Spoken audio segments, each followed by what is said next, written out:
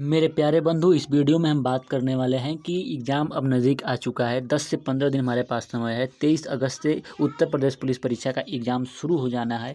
तो हिंदी के हम कैसे रिवीजन करें कि जो अब हम 37 प्रश्नों में से 30 से ज़्यादा प्रश्न सही कर सकें, जिससे हमारा ज़्यादा से ज़्यादा नंबर हिंदी में सही होगा तो अन्य सारे विषयों में और कम भी सही होता है तो हमें सिलेक्शन के करीब ले जाएगा, हमें सिलेक्शन मिल सकता है।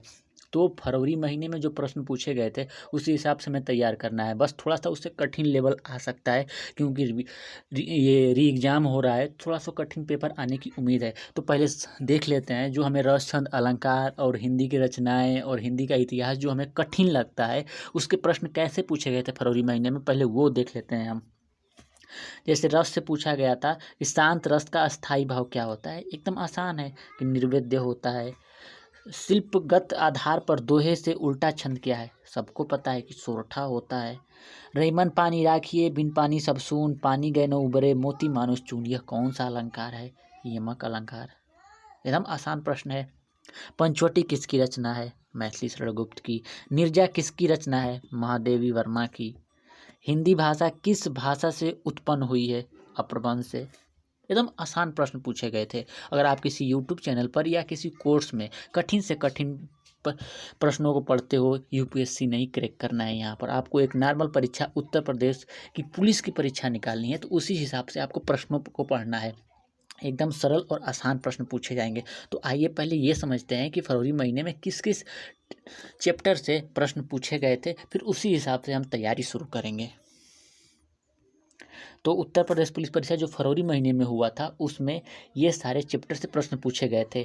वाक्यांश के लिए एक शब्द, भिन्नार्थक शब्द, युग्म, अशुद्ध वाक्य की पहचान करना, लिंग पर आधारित प्रश्न, एक वचन बहुवचन पर आधारित प्रश्न, कारक संबंधित प्रश्न, तद्भव संबंधित प्रश्न थे। पर्यायवाची शब्द से सर्वनाम, संधि, चिन्ह, विशेषण, क्रिया, उपसर्ग और प्रत्यय, समास, विलोम, लोकार्ती, रस, छंद, अलंकार, अनेकार्थिक शब्द, काल, वाच्य, मुहावरे, गद्यांश, हिंदी का इतिहास और रचनाएं। पहले आपको ये करना होगा कि जो गद्यांश से 5 प्रश्न पूछे जाएंगे वो पांचों प्रश्न आपको सही करना होगा।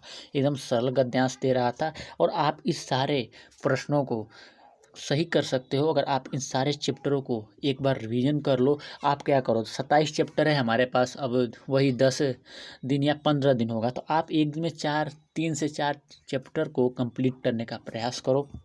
एकदम सरल प्रश्न। जैसे मुहावरा तो सबको आता है, मुहावरा सब कर सकते हो आप।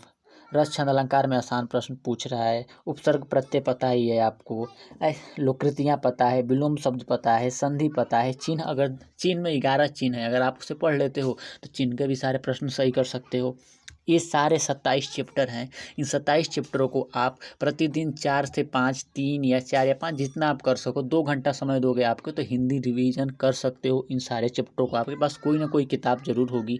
आप यूट्यूब पे वीडियो देखना बंद कर दीजिए। 1 घंटा 2 घंटा मैराथन आप किसी चैप्टर से या जो आप लिखे होगे उससे रिवीजन करिए। इन सारे चैप्टरों को बार बार रिवीजन करिए, बार बार रिवीजन करिए। रिवीजन करने से ही आपको ये सारे चैप्टर रिवीज हो जाएंगे। और सरल प्रश्नों का रिवीजन कीजिए क्योंकि सरल ही प्रश्न पूछेगा, कोई कठिन प्रश्न नहीं पूछेगा।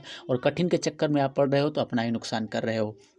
ये आपके कौन से चैप्टर से प्रश्न नहीं आ रहे हैं, समझ में वो चैप्टर नहीं आ रहा है, अगर आप कमेंट में लिखते हो तो हम उस चैप्टर के एकदम सरल भाषा में आपको समझा देंगे। कमेंट जरूर कीजिएगा कौन सा चैप्टर आपको नहीं समझ में आता है।